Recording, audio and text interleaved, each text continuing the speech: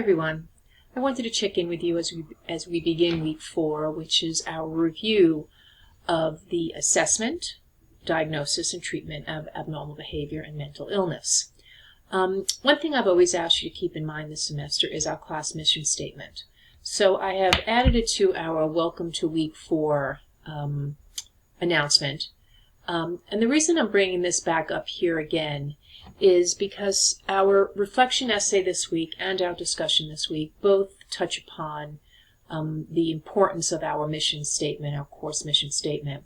Your reflection essay asks you about just to reflect on psychotherapy's image problem, and why does psychotherapy have an image problem?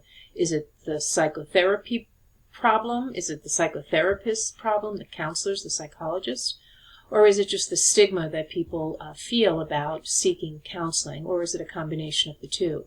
And our discussion for this week talks about how should we talk about mental illness, and looks at a half a dozen or so different areas to consider that many of you are already busy in the discussion, engaged in that discussion so far this week.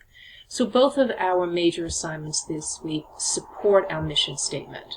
So I just wanted to make sure that we bring the assessment, diagnosis, and treatment piece, and then bring our reflection and discussion essay, and they're all sort of culminating in the last piece, the last bricks of our foundation for this course. Because after this week, we're going to start talking about the different categories of disorders, talking about anxiety disorders, which is the most often diagnosed group of disorders. So after this week, we will be, if you will, done laying the foundation. And again, part of our foundation is that course mission statement. And even in assessment, diagnosis, and treatment, we always want to be non-judgmental. We always want to have empathy and compassion and understanding.